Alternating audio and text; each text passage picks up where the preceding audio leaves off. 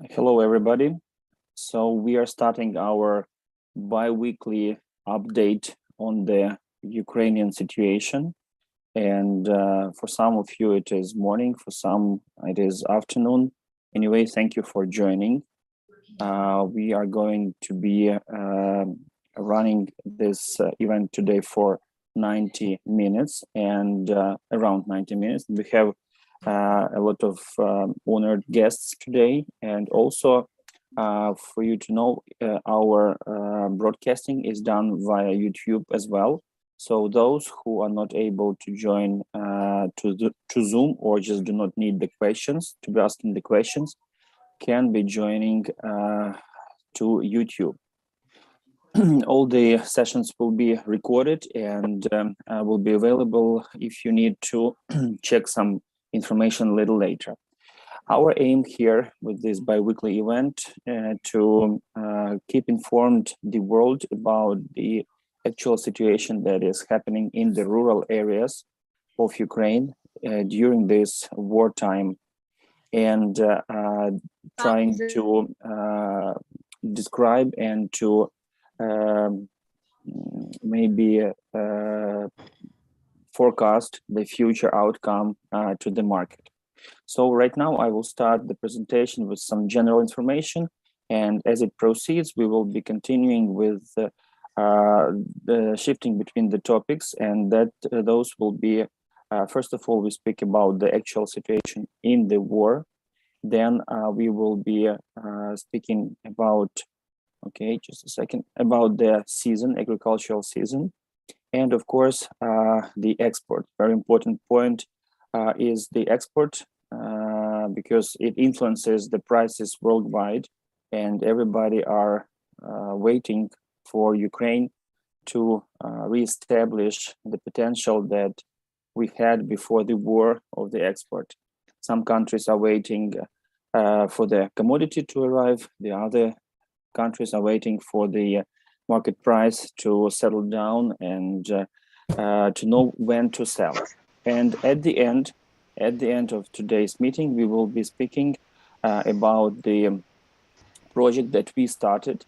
This is the World to Rebuild Rural Ukraine project, and it is about helping the people in the smallest agricultural producers in the rural areas. So let's be starting. Once again, good morning and good afternoon, everyone. The current war situation in Ukraine. Of course, all the focus and all the forces, Russian army is... en personbil som står lite dumt till. Jag tror inte det har I'm sorry, please turn off the... står liksom på andra håll. Yeah. Oh, I'm sorry for the noise. So eastern part of Ukraine, this is the target number one for Russian forces these days. And in order for them to succeed capturing the two oblasts, it is similar to administrative region in Ukraine, similar to the state. So we have here two oblasts, Luhansk and Donetsk. Sometimes they are called regions, but nevertheless, this is the administrative region, and this is what was the map before the war, and this is how it looks right now. As you can see, they have captured a little bit of the neighboring Kharkiv Oblast, and of course, the Oblast of Zaporizhia, where is Melitopol, the cherry region. We will be talking about the cherries today too. So the city of Severodonetsk is very important from the standpoint of controlling majority of the area in that region for Russians. So they've been trying very hard to capture it, and unfortunately they succeeded by 80%. However, this number changes from day to day. This is probably the most devastating for both armies battle in this city that is going on right now. Kherson and Zaporizhia is less active. I'm sorry. We are seeing more action in the northern border, with Belarus, because they have brought 7 battalions of howitzers towards the border of Ukraine. It has been back and forth Belarusians were active, and then they paused a little bit. However, their army hasn't been accepting the war and entering the war battles with Ukraine so far. They've been allowing Russian troops to use their territory and their airports. However, the Belarusian soldiers have not stepped into the war yet. And with this new action towards the border, our Ministry of Defense initialized the checking of the defense on this in these three oblasts because they are most they will be most like for sure first to be attacked if the Russian army decides to step into the war. Ukraine has a lot of mines still from the World War II that have not exploded and that are buried somewhere in the soil. However, the new war has brought a new huge amount of the dangerous explosive objects into our land, and that brings a lot of work for the undermining troops. However, it also brings a lot of threat to the people and to the environment that we will also mention today.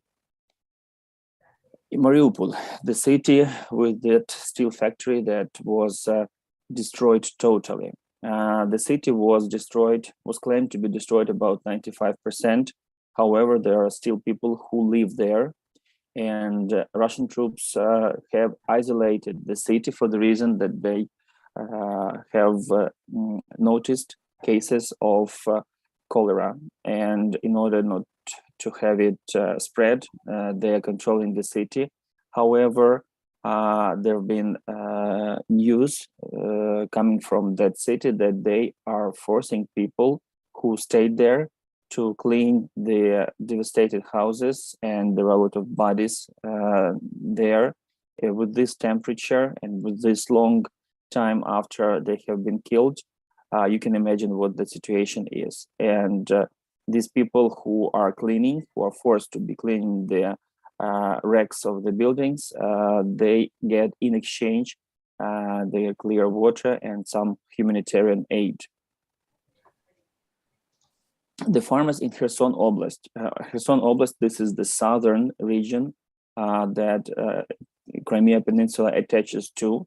It is Ukrainian California. It produces a lot of open air vegetables. It has a very good irrigation system. And right now it is under occupation. Majority of the oblast is occupied by Russians. However, the farmers still continue to be planting. I've been in touch with a number of them, and they say that we are trying. What we are hearing from that occupied territories is that the Russian soldiers come to the farms and try to steal either their commodities or the equipment. And some of the farmers, they had guns. So there was a case about 2 weeks ago that the Department of Defense within this farm, they shot 2 soldiers and a couple of them were injured. So the farmer said, I'm expecting them to return. In the Chernihiv Oblast, this is the very northern oblast, which was freed from Russians in March. However, there is one of the best in vitro laboratories on breeding the potato in Ukraine. And of course, it was prepared for the new season with a lot of potatoes to be planted out into the fields. And of course, there were a lot of test tubes with the parental material being cleaned and growing in the laboratory. So they have robbed this laboratory, and they have taken about 30 tons of potatoes towards Belarus from there. The topic that hardly anyone has been speaking about is the actual damage to the fertile soils of Ukraine and to the fields. We've been talking and we've been hearing news mainly about the damages to the infrastructure, city, and military objects. However, these potholes that you see on the picture right now, those are huge. And at times, especially after the 500 kilograms bombs explosion, they require hundreds of trucks of soils to level this landscape up. So they are going to be left like that, and there is nothing that is going to grow there for decades. And you can see at times how many of those potholes are in the fields. But that is not only about the landscape and about the topsoils. In the age when we have all been trying to focus on the organic and soil health, organic farming, there are a lot of chemical compounds coming out at the time of explosion. And those chemicals at times can stay there for quite long, but of course, they are ruining the live part of the soil. And in order to fix it, it will take maybe at times decades. Russian troops are using phosphorus bombs. By the way, they are considered to be forbidden by Geneva Convention. Nevertheless, what is peculiar about these bombs? When the contact with the oxygen in the air, they start burning, and they burn until they burn out all the phosphorus in it, and it melts down even the metal at times. It is very flammable. And of course, the form phosphorus itself, when it is released, in these amounts, it is very negatively influencing all the life, all the plants and all the life in the soil. And of course, the fires. And the fires is a separate topic. I would like to show you. We had this, okay.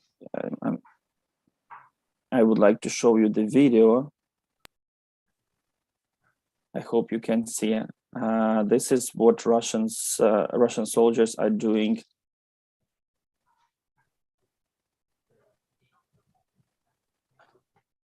So this is the 13th of June in at the edge of.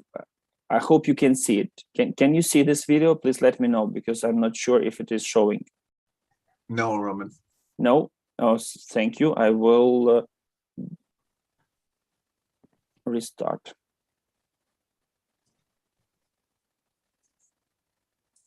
Okay. So June 13, the edge between the Kherson and Mykolaiv oblasts, the fields that are almost ready to be harvested, fields with winter grains, they are burning. Знову прилетіли запалювальні снаряди по 10 полям лише у цій територіальній громаді. So the soldier is saying that again, the burning missiles landed onto 10 fields only in this community. Площа займання надвелика. Я з прикрістю маю сказати, що це поле загасити вже не вдасться. The fire has spread too much, and unfortunately, we will not be able to tackle down it in this field. The field is done. Дуже велика, якщо бачите, дуже велика площа займання, і вона розповсюджується у всі сторони. Це для тих, хто вважає, що те, що відбувається на півдні, не загрожує нашій безпеці. Подивіться на це зерно. So the fire is spreading, and look at this grain. It is ready to be harvested. Це готовий врожай. На південних областях України збиральна кампанія починається значно раніше. Жнива починаються значно раніше, ніж на всій Україні. Зазвичай 15 червня. So in the southern part of Ukraine, the harvest of winter crops starts much earlier than in the rest of Ukraine. Around 15th of June, this is when the harvest period starts there. Вже йдуть покоси ячменя і першої пшениці. Після цього йде активна winter barley and winter wheat. збірка.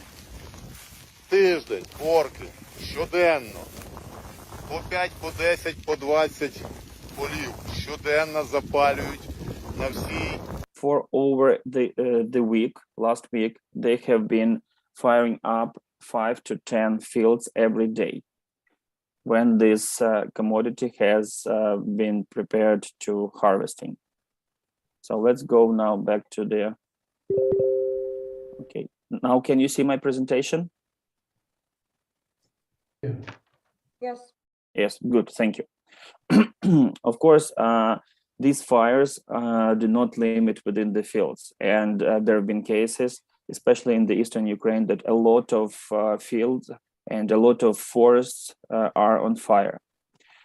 Speaking of the actual crimes against environment, these are the most polluted areas due to those crimes. And we speak here not only about the explosions of the mines, but also about the active battles that were going on in the fields, and the equipment that was destroyed, of course, had all those fuels and oils, lube oils coming out into the grounds. And that is initially finding itself in the underground waters, which are, as a result, polluted.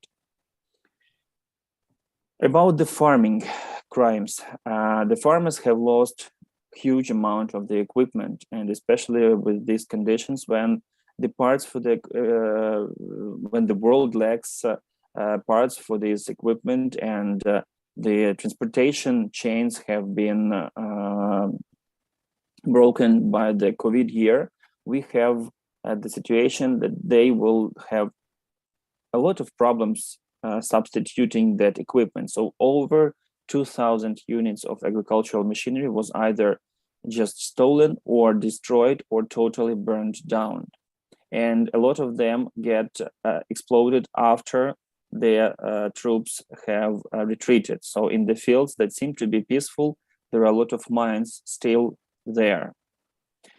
The total, there was this estimation by Ministry of Agrarian Policy in Ukraine, estimation of the losses, direct losses of from the war towards the agricultural industry in Ukraine. For you to understand, ag industry, it is one of the main suppliers of the budget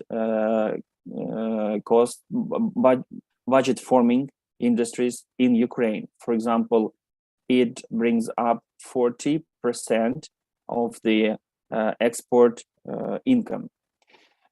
So it was estimated about 4.3 billion. Please keep in mind that this is direct loss.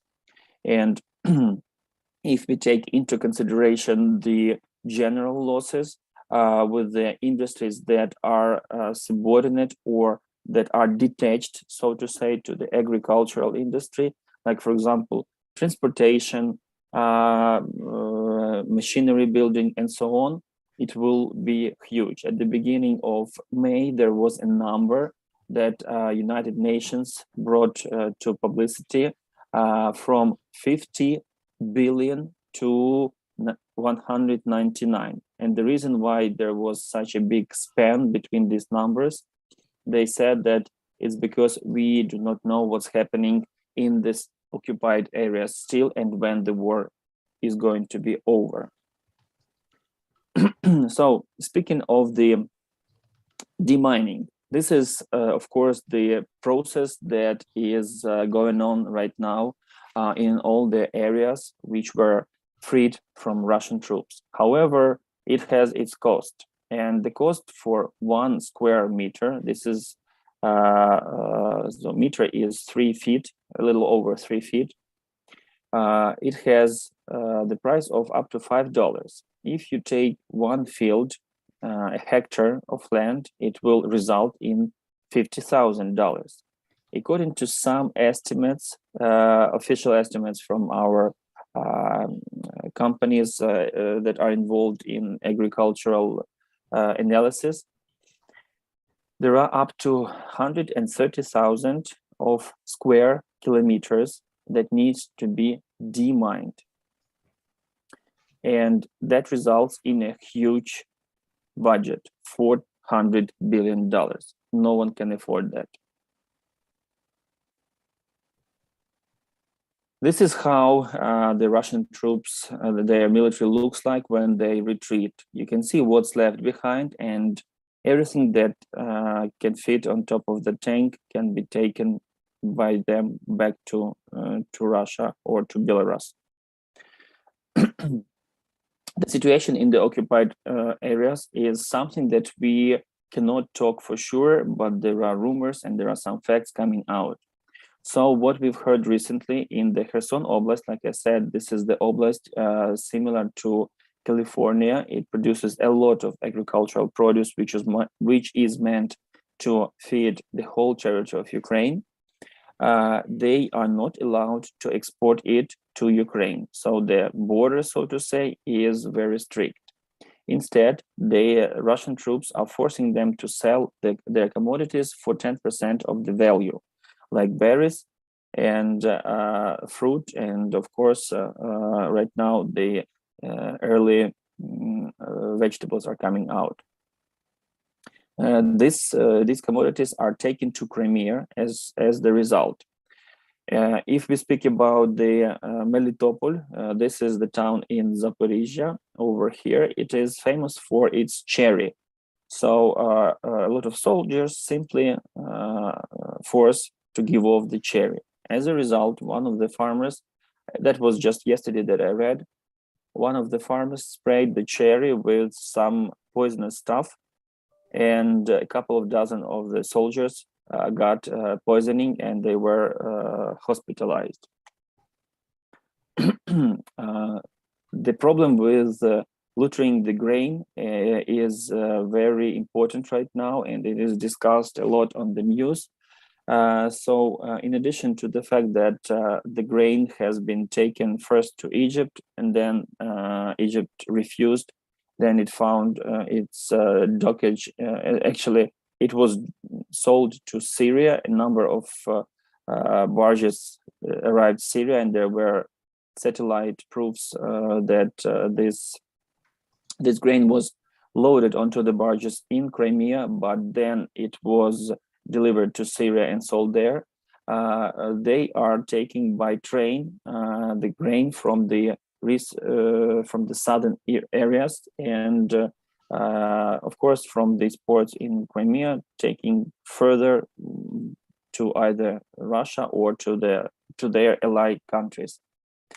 Just the recent news, there were 11 rail cars leaving Melitopol elevator towards Crimea.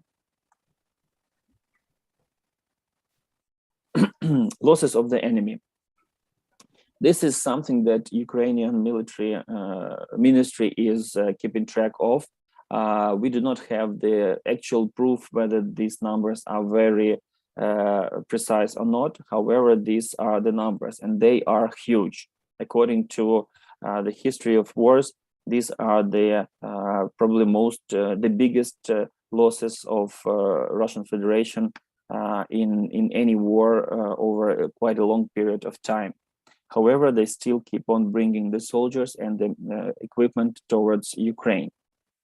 Ukrainian losses. We've been always questioning how much are the losses on our side.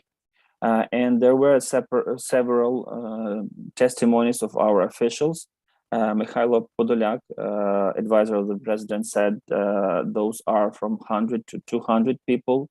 At one time, Volodymyr Zelensky said that up to 100 per day, we are speaking on a daily basis, are killed. However, our officials stick to the number. Little less than 10,000 soldiers of Ukraine have been deceased. I hope that this number is going to be decreasing as the future comes. There was an interview with Mikhailo Podolyak recently on the news, and he was asked, so what do we need in order to succeed in getting back our territories? He said, these are the numbers of the military equipment that we lack, because we have the people, we have the the ones that can join the army. So they're like the second wave of the military, joining the military. However, we need military equipment because we lack it, and at times it is 1 to 5 lacking. So Russians have 5 and we have only 1 unit. Another ways to tackle a Russian invasion of Ukraine are non-military ones. And of course, those are the economic sanctions. And we know that recently, as there were a lot of discussions of shutting down purchases of energy sources from Russia, a lot of countries, in the face of shutting down, decided to pump more of the gas resources from Russia, and in order to fill up their storages. And as a result, the profit that Russia got recently from those sales, sorry, is increasing, is huge. It's much bigger than they would be getting on a regular basis per month. Of course, isolating Moscow from all the political and other types of events, that is another thing to do. And that is what United States is trying to support, the VPNs.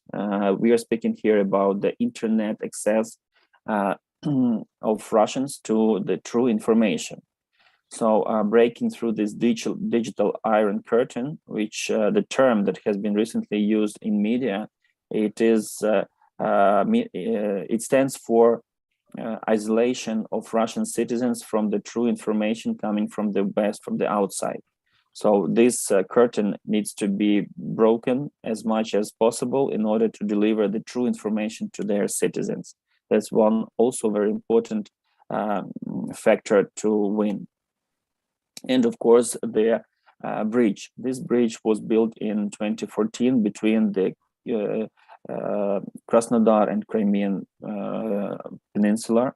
And right now it is used to supply the military and all the necessary, and the soldiers, of course, towards the south of Ukraine, of the, the continental Ukraine.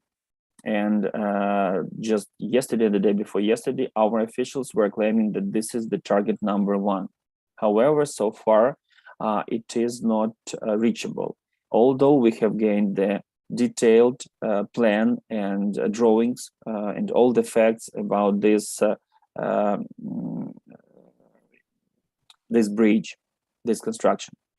Now we are shifting a little bit to Ukraine, and I would like to just briefly mention how important, or what is the role of Ukraine in the total production of agricultural commodities. So this is the size of Ukraine. You can see on the right, our acreage is about 600,000 square kilometers. And when everything is fine-tuned in terms of agricultural production, the potential of our country is to feed 600 million people. We have been easily providing the export towards 400 million people. There is another 43 million who live in Ukraine.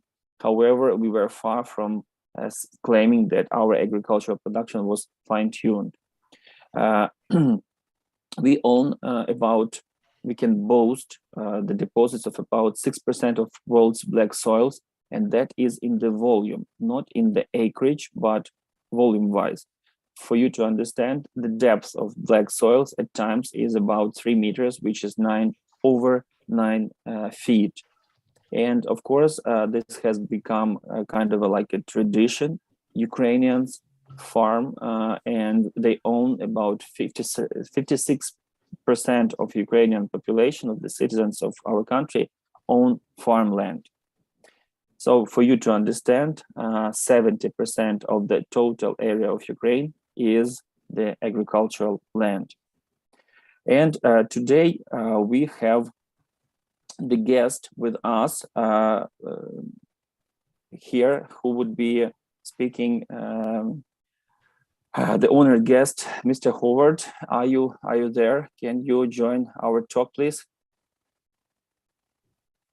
Mr. Howard Dahl, he is the famous person in both in Ukraine and in the United States. He is the businessman, he is a philanthropist, and he is also the person who cares for Ukraine. And I would like to ask you, Mr. Howard, how has your business and has your planned activities have changed since the war started? So what have you learned from your colleagues and peers in Ukraine, and what have you been doing recently in terms of this adjusting to this situation and fixing as much as possible? Good morning. Good morning, Roman. Do I see that Bill Wilson is on as well? And if he is, I'd like to have Bill join the conversation. Yes, Bill is here. I can see him here. Well, you asked recently, so I will speak recently. I chair the board of Astarta, and Astarta was the first agricultural company in Ukraine to do an IPO. And Victor Bonchuk is truly one of the most special people I've known in my life, major supporter of the Ukrainian Catholic University. His wife is on the board in Lviv. And one of the few significant philanthropists in Ukraine. He early on, he learned about philanthropy from my wife and me, and immediately he provided scholarships for 100 orphans to go to university. And they've had major initiatives. And Victor is one of the, I believe there's one other sponsor, but 3 Ukrainian students are selected every year to spend 1 year at Stanford at the Freeman Spogli Institute at Stanford. And Victor's been deeply involved in that. So he's just been a dear friend, and I chair the board of his company. So we had our board meeting yesterday. And the grain storage is probably one of the main issues. So about maybe only two and a half weeks ago, Senator Heitkamp, our former North Dakota senator, contacted me with her colleague. She serves on the board of Howard Buffett's foundation, and Howard Buffett has been deeply committed, particularly to African agricultural development, food security, and anti-corruption measures. So he's been very successful in Rwanda and a couple other African countries to bring about transparency. And so he has shifted a lot of his focus in the last few months to Ukraine, is planning on investing $100 to $120 million to assist with the harvest this fall. And so we've been working with him, or with the Buffett Foundation, his staff, to locate ag bags and then the machines to fill the ag bag. They secured about 50% of what they needed. So we've been searching anywhere in the world that we can find ag bags and get them quickly into the country. The distribution point will be in Rivne, and we've found some very good connections, and the freight is a lot less than I thought it was going to be. We've been looking at freight costs of $20,000 for a container, but we've secured adequate containers at $15,000 from various places in North America into Rivne. And we're hoping we can get them there in 45 days. In time, that's pretty much the time when the harvest of the winter crops should be coming to an end in all the territory of Ukraine. And so I've been working closely with them both to secure machinery, the machines, the bags, and then one of our people is working on the logistics on their behalf. And So we're very hopeful of that. And if Bill is on, I know that MCH has secured a number of the ag bags for storage, and Astarta the same. The Buffett initiative is for the small and medium farmers, and they have also bought some combines. I forget how many, about $12 million worth of combines, and how they're going to allocate them, I'm not sure. But there are combines destroyed and combines stolen, and so they felt the need for that. And what about the actual Astarta company? How are they doing? What are the numbers of the acres they succeeded to plant, and what are the unplanted areas? What about the people who serve in the army and who are still serving the fields? We have about 300 of our employees still serving in the army, and we have one employee that was killed driving a tractor in the middle of the field near Kharkiv. Russian jet flew over and let loose a missile, and he survived the initial hit but died 2 weeks later. That's why I'm saying that the agricultural fields are the second battlefields, unfortunately. And I've been involved with Neo Nila from AgriSoyuz, and then Dwayne Beck, our very famous no-till guru. No-till expert. From South Dakota. They called me about a month ago, and they wanted to figure out a cheaper way of determining where landmines are. And so I contacted a couple brilliant electrical engineers who were, I thought there'd be a way of running drones over the field to discern where some mines are, and they said it's not that simple. But they've sent me pictures of 5 different tractors that have blown up in the field when they've hit a mine, and so your assessment of I mean, the Ukrainian agriculture is the central part of the well-being of the country. I mean, $14 billion of exports, and so it's so critical. And we're still hopeful that there will be 75% of a normal crop if everything went perfectly, but there's so much uncertainty still. And as everyone who's reading anything knows, David Beasley with the World Food, in fact, that was part of our conversation.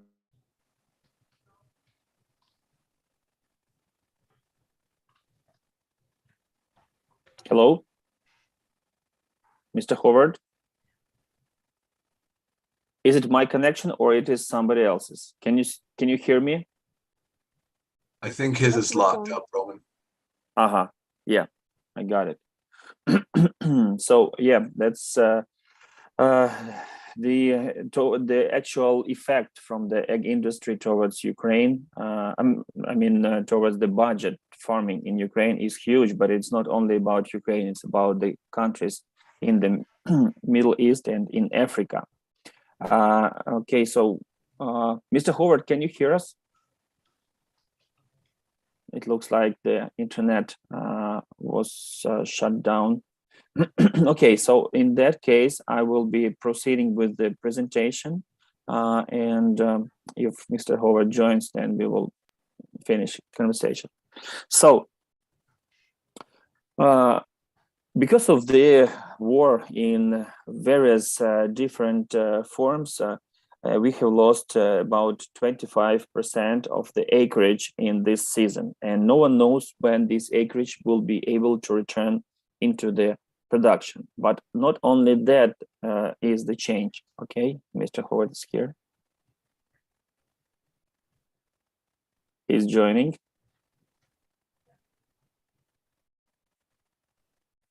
Mr. Howard, can you hear us? Can you hear me? Yes. It was something with internet. Yep, Yes, and now we can see you. My internet went off in my cabin, so I'm on my. It is slowing down.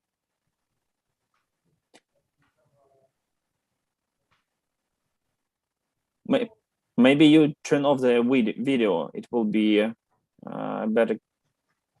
It looks like it's not working. Mr. Howard?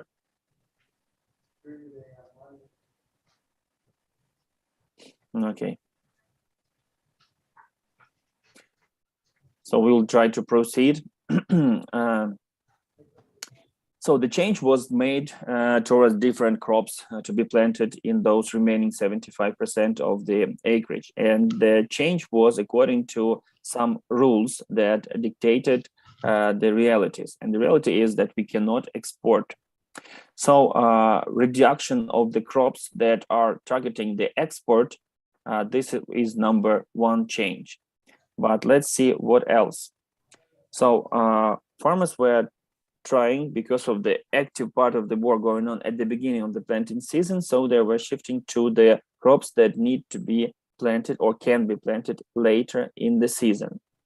Of course, the crops that need less taking care during the season, because, for example, corn requires a lot of attention, a lot of inputs, and passes through the field. However, crops like sunflower would be less. Also, they were focusing this season towards the crops that can be both processed in Ukraine and sold as a raw material to the foreign countries, just in case the export is opened. And of course, the priority was the volume of the storage that is required for either storage or transportation. So wheat would be a better crop from this standpoint than corn. Of course, the price for the commodity also was the critical criteria. Mr. Howard, are you there? Yeah, yes, I believe my internet came on. It just popped, and so I don't know what happened. So are you? Yeah, now it is well. So tell me, please, one more question. Have you been to Ukraine, and do you plan on coming and paying a visit in these dangerous times? Because all of the, not all of them, a lot of people, high-ranked people in the world, and recently those were the presidents from European countries came. So did you have a chance, or do you plan? Well, I believe the board meetings we've had with Avstarta have been virtual, although the meeting in November, I was at a board meeting in California, November, and I ran 5 miles on a Thursday and had my board meeting Friday, and Friday afternoon I needed to test for COVID so I could get on the plane to fly to Ukraine for a board meeting, and I tested positive. So I was not able to make our November board meeting. Our last 2 meetings have been virtual. And so I don't have a firm plan, but our next board meeting that is scheduled to be in person is scheduled to be in November. And so I'm very hopeful that I will travel during that time. We are also hoping that by that time travel to Ukraine will be safe for everyone, and you will be able to fly towards Kyiv, Boryspil airport, but not to the neighboring countries and take the railway to get to the location you need. Thank you very much, Mr. Howard, and thank you for supporting Ukraine. We will keep in touch with your permission and maybe consolidate some actions towards the small and medium farmers. If of course, if you have any questions to us or to Ukrainian farmers, we have here the representative. Right now, I can see a representative of the biggest liquid fertilizers producers, Quantum, Sergei Polyanchikov. He will be speaking a little later. He is also supporting our project, and he will speak how difficult it is to be doing business in Kharkiv these days, because this is where their factory is. Meanwhile, thank you for your sharing the information, for your time. And yes, we will be in touch. Please stay, there will be more interesting information coming. Thank you, Roman. So we will proceed right now with the presentation. Just a second, I'm starting the screen. So I've just mentioned that there was a shift in the main crops towards the ones that are lesser in the volume, more expensive, require less inputs and taken care in the fields, and of course are later in the season to be planted. This is the Ukrainian chart, but let me explain what it stands for. So as you can see, the planting season is over. And here we have the spring crops. The total number of the thousands of hectares is little over 14. Actually, it is million hectares, because this is thousand million. So sunflower, corn, soybeans, potato, spring barley, spring wheat, that's sugar beets, oats, peas, buckwheat, millet, and canola. This is the winter crops, and winter crops make up 7.6 million hectares this year. For you to understand, our total acreage in Ukraine is 28 million hectares. And here we are with the total final planted territories, 7.6 million and 14 million. It will make up 21, so around 6 to 7 million unplanted, unfortunately. What we have here, winter wheat and triticale. This is the majority of the winter crops. This is winter barley and winter barley.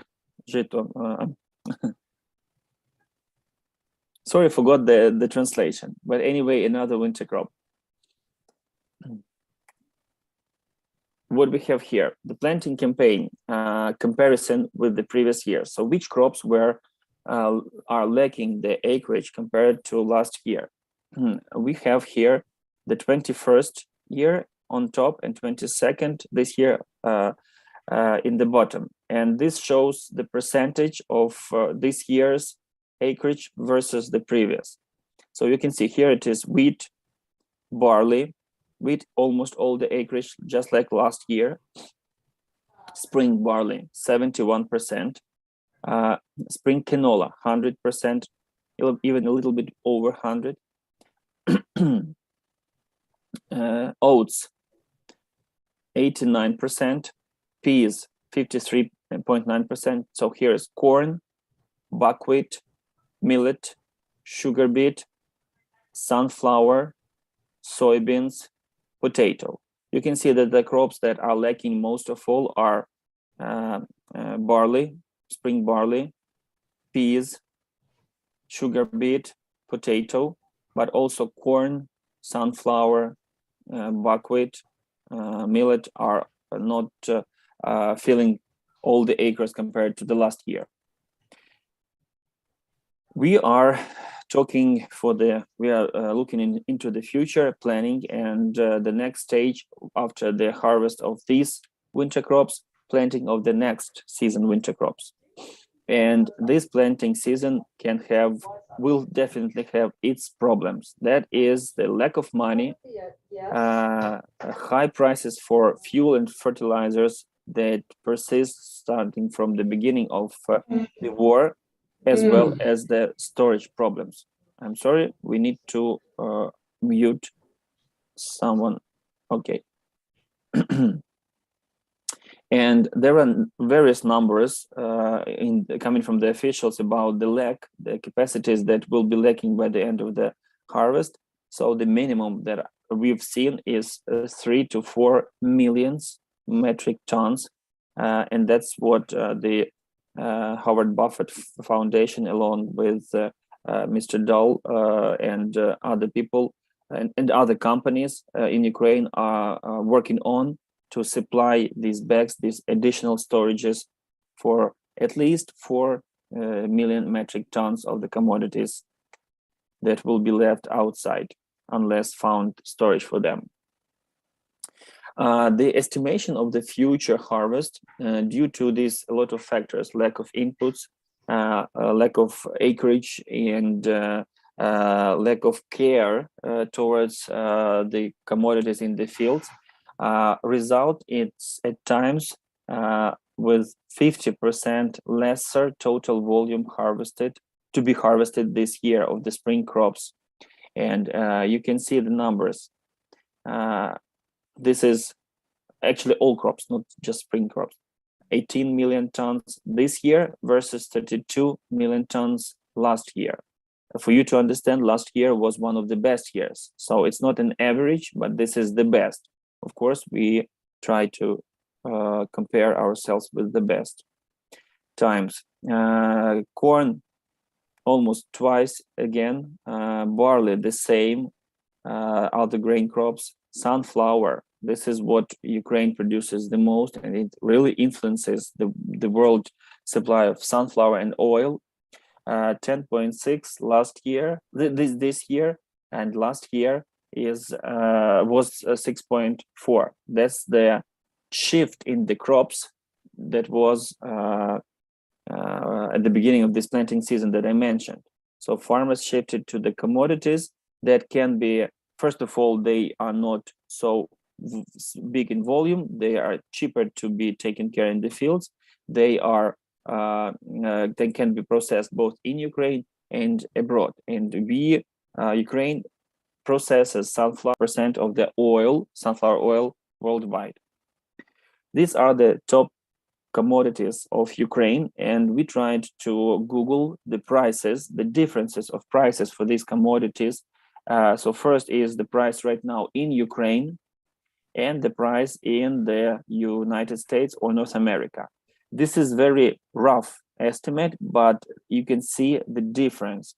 So how the war and inability to sell the commodities to the world market influence the prices, how much at times they went up in the world market, but how much they went down in Ukraine.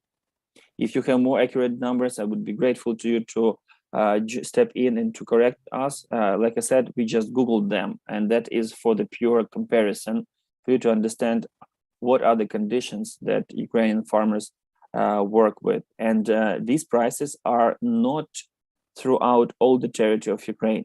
Those are the prices closer to the locations, to the Western locations where they can be taken out to Europe, EU. The export has been very severely cut down at the beginning of the war. We lost all our sea export, and that was at times 5 to 5.5 million metric tons per month. However, every next month after the war started, we've been our Ministry of Agrarian Affairs and also the railroad systems and a lot of other officials were working on ways how to increase the export. And as a result, we have succeeded. At the beginning of the war, the number was 0.6 million metric tons. That's railway and trucks. Now it is only in June, 1.3 million metric tons. However, the railway claimed that by the full time, only within the railway, they will be able to export 1.5 million metric tons per month. And then also the trucks exportation will add up. For you to understand that truck transportation takes weeks for the truck drivers to stand in line to cross the border. So here we have the months 1 to 15 of May. This is 16 to 31st of May, and this is first 2 weeks of June. And this is the grain crops, the oil crops like sunflower or soybeans. This is the actual oils, oil of the sunflower or canola oil. And those are the meals of the oil crops, which is a very good source of protein for feeding animals, and it is exported as well. we have a couple of ports that Ukraine can export or like deliver to for the exportation purposes. And recently, the port in the Baltic Sea succeeded to ship first of the cargo ships of Ukrainian 18,000 tons of corn, and it was delivered successfully to Spain. However, for you to understand, before it gets to the port in the North Sea, it has a lot of issues to tackle. And one of them is the difference in the size of the rails. Therefore, the lack of the European style cars and the timing spent to reload it from the cars Soviet Union style that are used in Ukraine into the European, it is the time is money here. Of course, we know that there is, with this situation of inability to export, there is a lot of problems with future harvest to be stored. All this situation results in the rise of the prices for the bread, for the grains. And for you to just compare the numbers, last year, we have harvested 105 million metric tons of grain in Ukraine. About 70 million metric tons were for export. Right now, we have numbers from 20 to 35 that are still in Ukraine, both in occupied areas and in unoccupied areas that must be exported. And according to the UN estimates, the inability to export affects at least 200 million people in the world, and this effect that's already in action. This is the breakdown of the commodities that need to be exported but are still in Ukraine. Again, I'm saying this is the approximate evaluation because different companies and different officials at times use different numbers for the only reason we do not know what is happening in the south of Ukraine, and a lot of grain was already there prepared to be exported in the big terminals. This is what the Russian army is looting from. How important is agribusiness in the total revenue, in the total budget of Ukraine? So it can bring up to $37.8 billion. This is huge. And for you to understand, we just were recently approved to receive $40 billion aid towards our military efforts to protect Ukraine by the United States of America. And that was a huge amount. So almost all of it can be covered just by the agricultural production. And you can see it here, the breakdown of the prognosed volumes of each of the commodities and the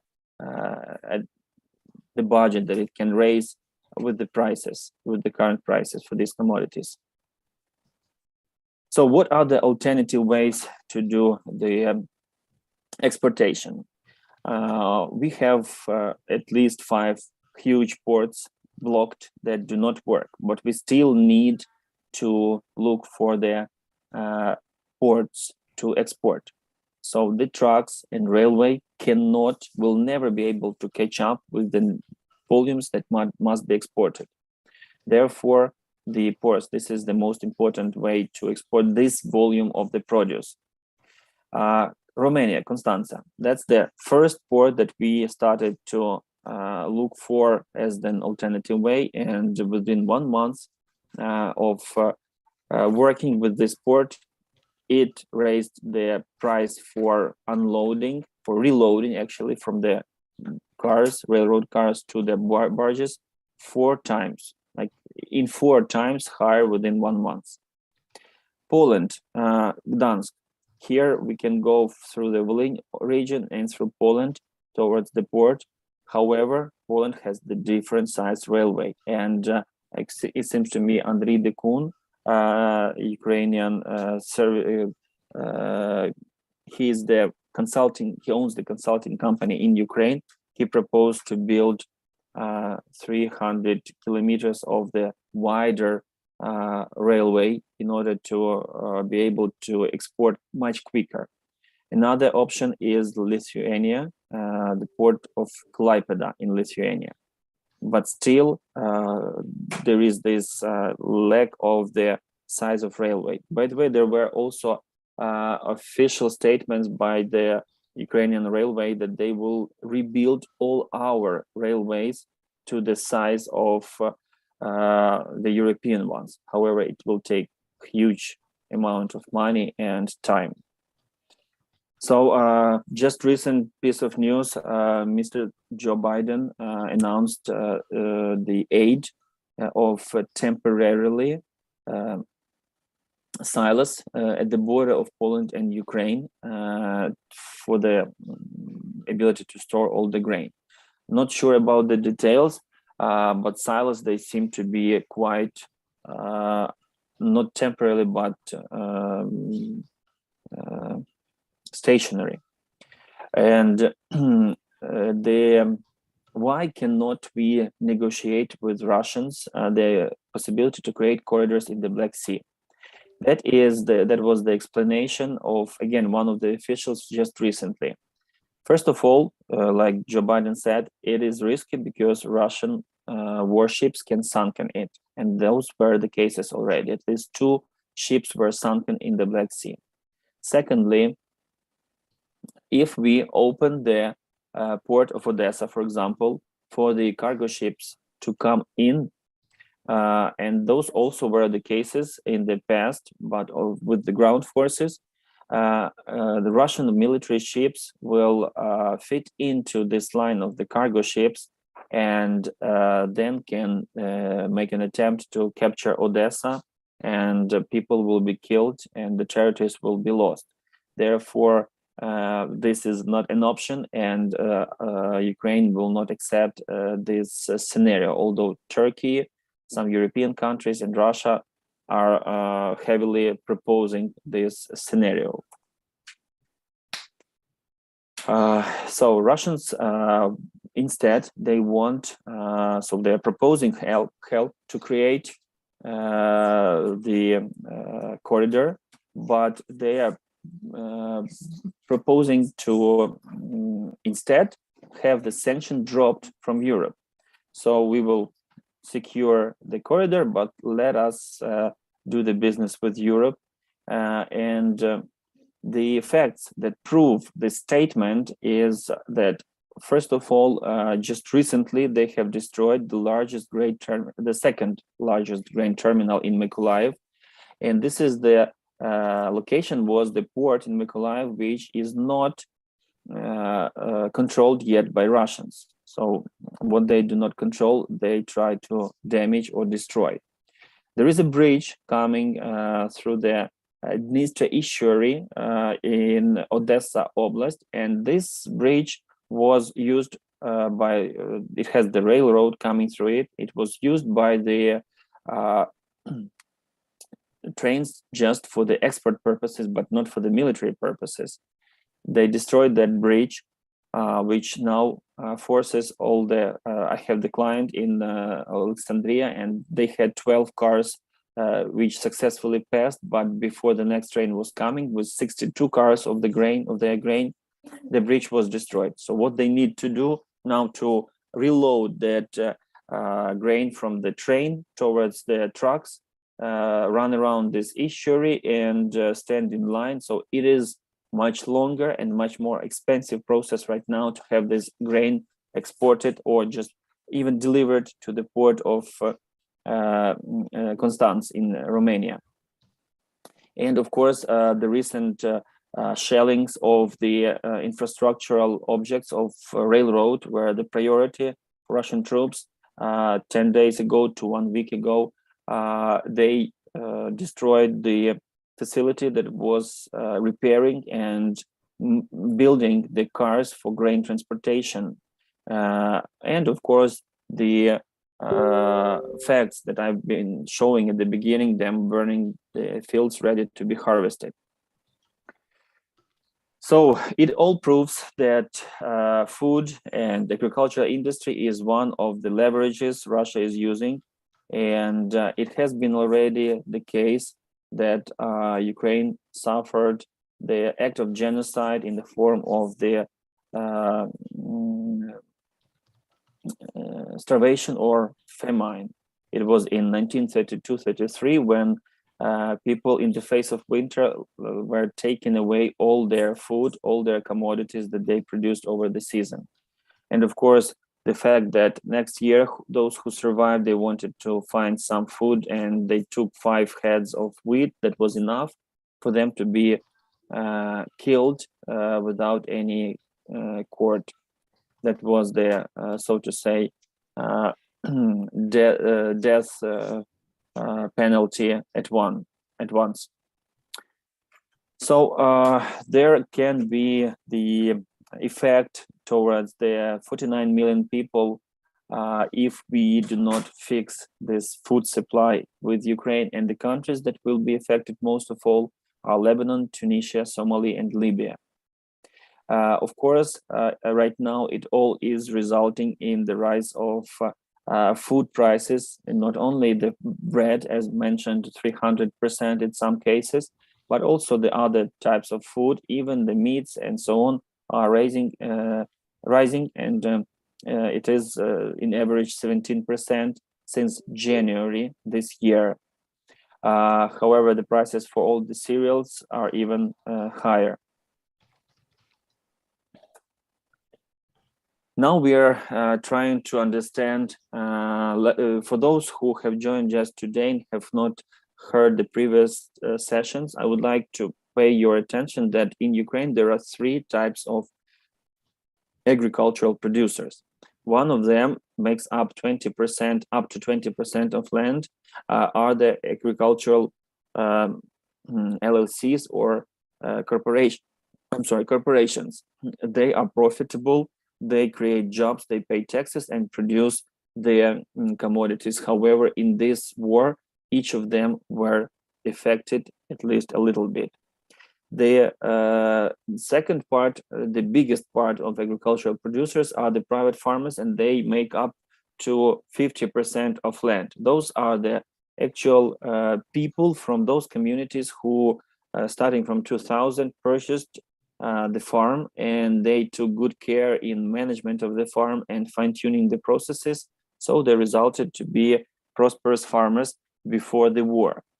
And of course, the smallest family farms, like I said, 56% of people, that's the least, own farmland, and some of them actually do the production, run the production in that land. Therefore, they make up huge amounts of the produce, and they are quite substantial in the total food supply. These are the numbers, what they produce. So everybody, almost 90% of them produce 90% of potatoes, because this is the major food that every village citizen tries to secure for themselves. They, every second probably village citizen has 1 to 2 to a number of cows, and they produce milk, sell it to the milk processing facilities. Therefore, their total production is 60%. Of course, everyone in the village have some trees and vegetables. Therefore, 70% of horticultural production comes from these smallest ones. And here we are shifting to the program that we set up along with the partners worldwide. Thank you everyone who is participating, who is helping us, first of all, spread the information about this stratum of the society that we are trying to help here, and secondly, helping us to raise the money necessary to help them get back their roofs over their head. So these smallest family farms have been facing the war first, because Russian troops were coming into the country through the villages, and they were targeting cities, however, staying in those villages and doing a lot of damage to the households there. So our World to Rebuild Rural Ukraine project is targeting these very people, the families that have a little bit of agricultural production. They cannot count on any help, neither from the bank or from governmental programs, aid coming, and they do not have any alternative place to live. They returned, now they live either in the basements or just in the tents outside. Therefore, we are doing our best to raise the awareness about their problems worldwide and to raise money towards their reconstruction. We are targeting within their households 4 things. First of all, the actual houses. Secondly, their agricultural production capacities. And we wanted to repurchase the equipment that they had before the war, but it was destroyed due to the war actions, and the animals. There were a lot of farm animals. They were simply slaughtered or looted by Russians when they were coming through those villages. One of the farmers who had 80 sheep, he, as a result, ended up within 3 weeks with 12. He said, I quit farming, unfortunately. In order to make our World to Rebuild Rural Ukraine program most transparent and unbiased, of course, we are inviting the reputable people worldwide to join the Board of Ambassadors. These people, they first of all speak for us, and also they are able to influence the decisions on how the budget is spent. And the decisions are done the following way. When we find the potential aid recipient, we get to know everything about this household, and this information is forwarded to the Board of Ambassadors in the form of email, to which the ambassadors can either ask questions or silently agree, which means that after 3 days, the money is transferred. So if the company wants to invest, the company can assign the Board of Ambassadors ambassador into the board, and they will not only be able to know how the money was spent, but also influence the decisions. Important 2 principles: that we never give off cash. Instead, we give the actual reconstructed facilities and the equipment and the animals repurchased, and no upgrade. Because if the person had the 120 horsepower tractor, he or she needs this, and he will get the same 120, not 350. This is unnecessary upgrade that will result in the money spent in vain. We are replacing what these people have already had. So right now we have come up with 3 potential aid recipients, and so far we have not spent any penny, but we will be approaching the Board of Ambassadors soon with the request to help these aid recipients. So the farmer of Alexander Kavasheya, we've spoken with him about 2 months, little less than 2 months ago. He told his story.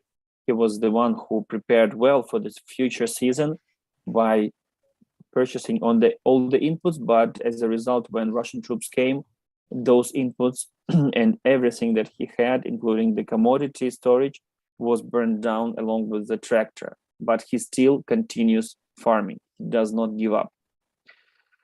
The second is the small household of Alla Kokosha, and there are 7 people who were living in this house, which was, as you can see, almost totally destroyed.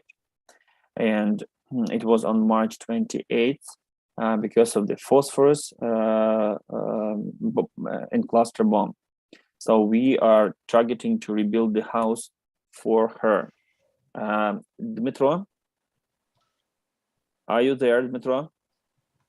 Now we will try to connect with the 3rd potential aid recipient.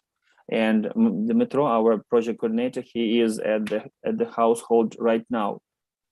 Діма, добрий день. Привіт. Всім доброго дня. Чути. У Да, мене чути, зв'язок дуже, нормальний? так, дуже нормальний. Окей, розповідай.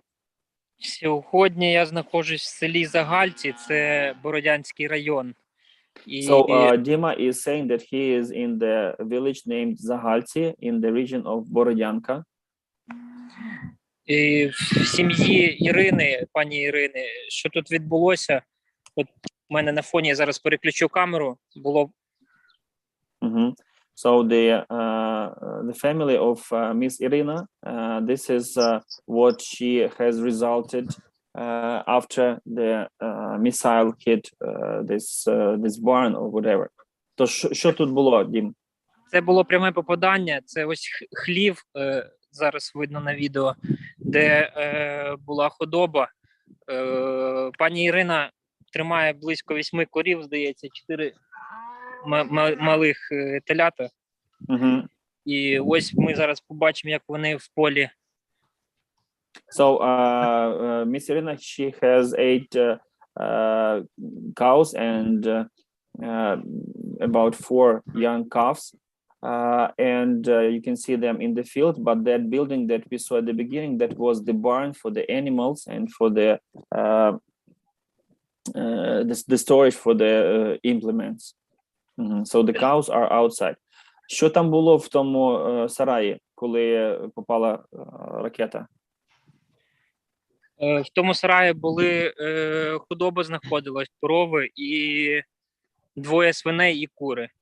2 свиней згоріли повністю під час вибуху, а корови всі порозбігались. Ось ми бачимо під відкритим небом, як вони зараз знаходяться тут, тому що їх немає де отримувати. So she let out the cows before before the explosion. However, there were 2 pigs and chicken in that building when the missile hit. So all those animals died, and right now there is no place even for the cows that survived to stay at.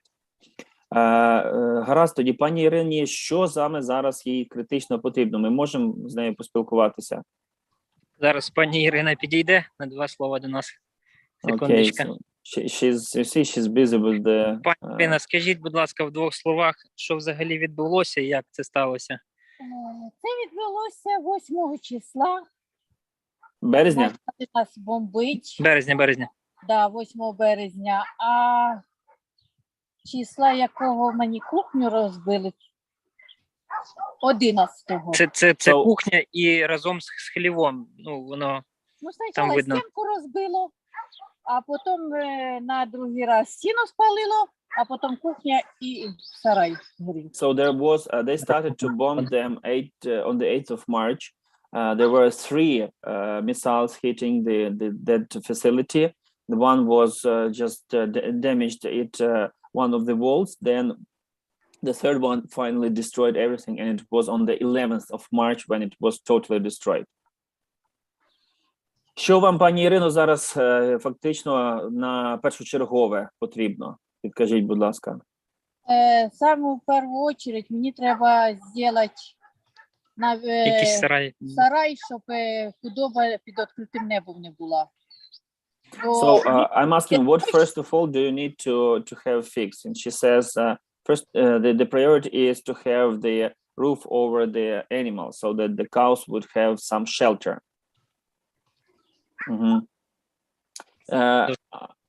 Які ще тварини ви плануєте зараз? Чи поки що тільки корови будуть і ви не повертатиметесь до свиней?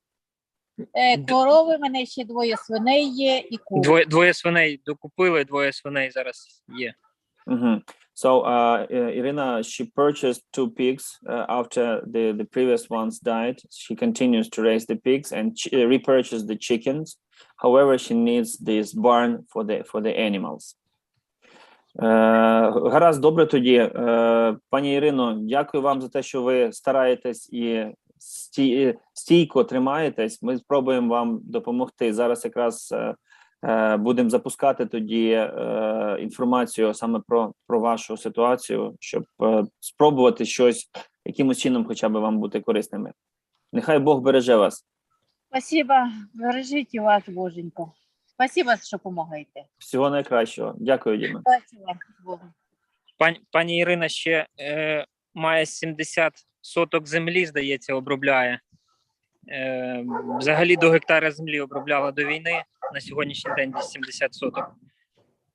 So I said to Irina, thanks that she is standing strong and continuing to farm disregarding the situation, and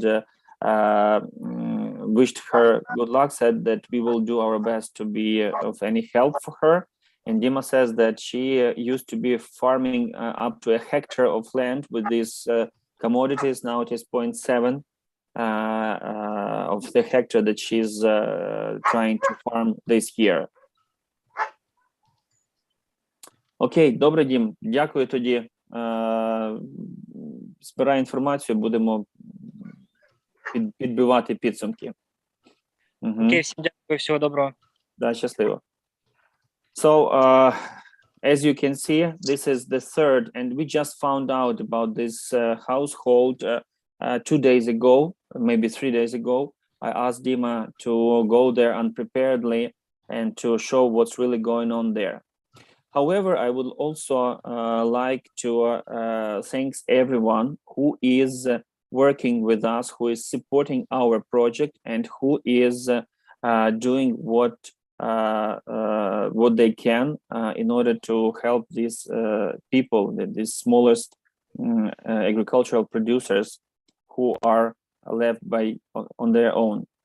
So how you can help? And this is something that we are asking anyone to do whatever is within their ability. Of course, it is about the donations, and the donations can be collected towards the 501c3 NGO in the United States. More information is at our website. Also, we are asking for the farmers worldwide to pledge to donate 1 penny per bushel of their commodities. And for you to understand, 1 metric ton has about 39 bushels in it. So this is a minimum amount which can result in a number of barns like Irina's, or a number of farms like Alexander's rebuilt and returned to life after these shellings. And of course, while I am in the United States of America right now, I'm looking for the opportunity to speak to the big decision makers of big companies, foundations, to the media. And if you can be of any help facilitating these visits, I would be more than grateful to you. All the information, all the contact information is here, but we are not finishing right now. And we have still one more honorable guest to speak. He is he is representative of our sponsors of our travel here, the company Quantum. They are mixing and producing, and they have never stopped production, although located in the oblast of Kharkiv. But they are still working under the shellings, and their factory has been always producing these liquid fertilizers. They are the biggest producers of liquid fertilizers in Ukraine. So, Sergій, are you there? Сергій, ви там? Так, Роман, доброго дня всім. Доброго дня, радий вас чути. Навзаєм. Ну, як я сказав тільки що, дякую вам за підтримку в нашій місії. Це важливо, і я сподіваюся, що в майбутньому воно повернеться, як то кажуть, сторицею для вас. I say thank you first of all for your support of this project, and as we say, may God return all your efforts with multiplied times towards you back.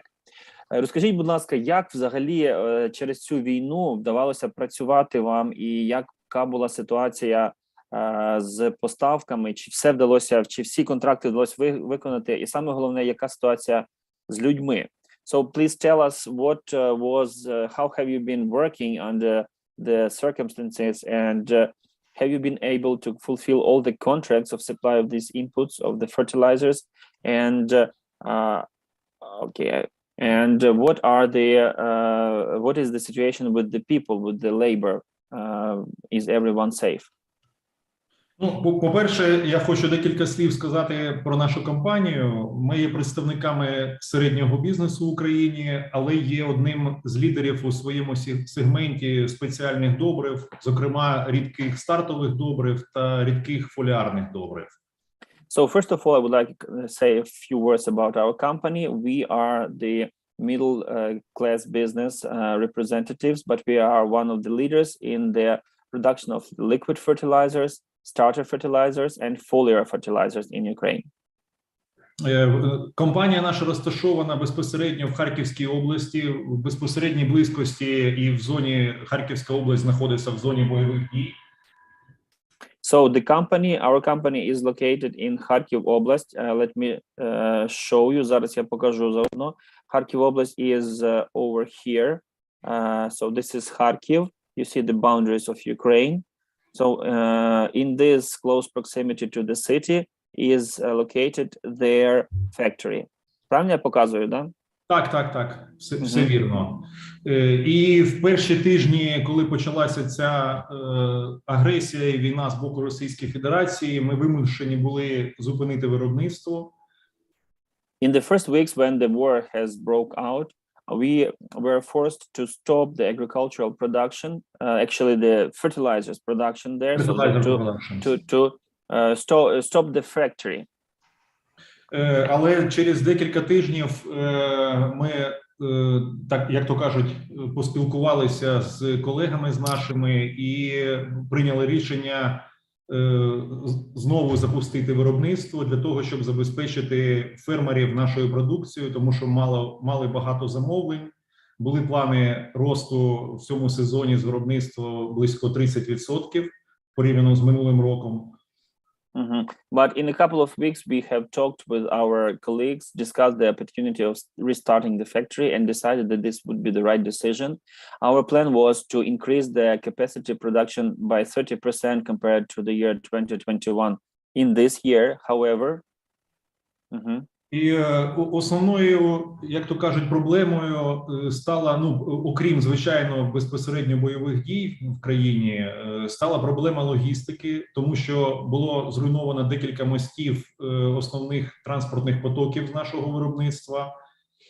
So, however, the main problem that occurred was the destruction of the chains of supplies of our produce towards the market, and there were a number of bridges destroyed, which were heavily used in order to supply our inputs to the customers. Але ми не зупинялися і шукали інші шляхи, альтернативні маршрути доставки. Наша відділ логістики спрацював дуже добре, знаходив оптимальні шляхи. І, в принципі, якщо зараз вже можна подивитися, то наскільки нам вдалося майже виконати всі замовлення, за виключенням тих замовлень, які ми не зуміли отримати сировину, яка через заблоковані порти морські просто не змогла до нас доїхати вчасно і була заблокована в дорозі, в морях, і вимушені були цю сировину вивантажувати в інших портах, так в Румунії, в Болгарії. І тому чисто фізично не встигли до сезону деяку сировину отримати. So with the inputs that we had already in our storage, we were able to produce the fertilizers and to supply them to the farmers. However, there was a share of the produce that was depending upon the new shipments of the raw material, and due to the blockage of the ports, it was not able to be delivered on time in the in this planting season. Therefore, it was unloaded somewhere in Romania, like Constanța, and of course we were not able to process it on time and produce the inputs to the farmers. Який відсоток приблизно такого невиконаного у зв'язку з війною замовлення? Це десь приблизно 30-40% від запланованого з врахуванням запланованого росту об'єму виробництва на цей рік. So if we speak that this year the plan was to increase the production by 30%, so from that plan we lacked about 30 to 40% of the ability to produce just for the fact we were not able to get the raw materials. So, тож виходить десь приблизно ви минулорічний план виконали десь на 90%, так? Так. Ну, ми сподіваємося, що об'єм минулого року ми майже в цьому року зробимо, але не буде ніякого росту, а може буде незначне падіння виробництва. Therefore, we hope that this year we will be able to maintain the same level of production as last year, and we hope that even if it drops, it won't be a substantial drop. So our plan is to stick to the same production level as last year. Тобто ми не говоримо про рост виробництва, який було заплановано і які були підписані відповідні контракти, але плануємо, що виконаємо об'єм минулого року. So we are not talking here about increasing of the production capacity as was planned before. But of course, there were the contracts signed, and we still didn't fulfill them for this reason. For the reason of the war. І звичайно, ще велика проблема, що багато наших замовників опинилися на окупованих територіях, які були під обстрілами, близько до бойових дій, які не могли вчасно зробити посівну кампанію. Це також дало свій негативний внесок, звичайно, в обсяги виробництва. Тобто не всі клієнти підтвердили замовлення, оскільки просто не могли виконувати посівну. And of course, there was a number of clients who were not able to do the planting season, to fulfill the planting season. Therefore, at first they were ordering, they were going to order the products, but they actually resulted in quitting planting and not purchasing anything. А як на рахунок людей? Чи всі в зборі, чи багато служать? Стосовно людей, співробітників, є люди, які пішли в Збройні сили. Наприклад, один з власників добровольцем пішов в ЗСУ, власників компанії, також декілька співробітників. І окрім цього, компанія, незважаючи на таке важке становище економічне, фінансове, тому що війна, звичайно, дається в знаки, ми продовжуємо підтримувати і Збройні сили, і стосовно медичної допомоги. І якщо в цифрах, то витратили вже, я думаю, більше 10 мільйонів гривень на всіляку допомогу Збройним силам і медичну допомогу і так далі. Захисна амуніція. Yes, we have people who went to the army, and one of the co-owners of the company is also a volunteer in the army these days. We are supporting, although it is a very difficult time for everyone in the economical sense, we are still doing our best to support the army with the ammunition, with the defending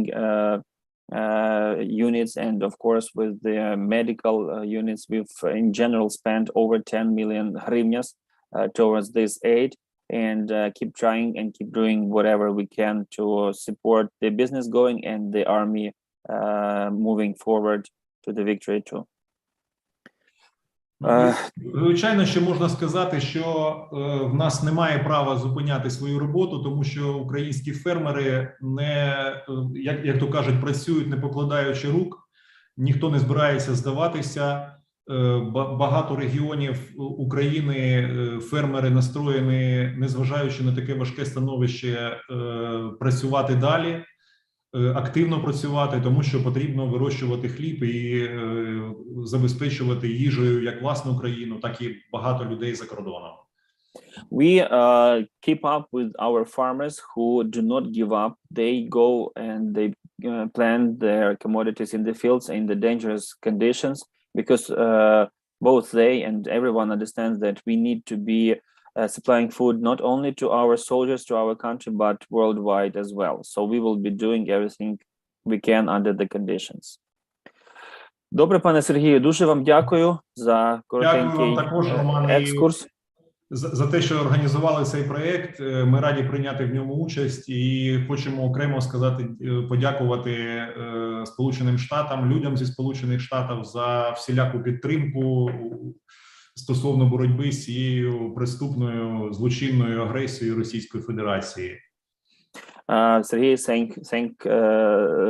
sending thanks to us for organizing these projects, and separate gratitude is to the American citizens, to every foreign citizen and everyone who is involved in helping tackling this terroristic and crime affair that Russia has started against Ukraine. Так, справді, всім вам, перш за все, і всій країні міцності та успіху у відвоюванні земель та у виконанні своїх обов'язків.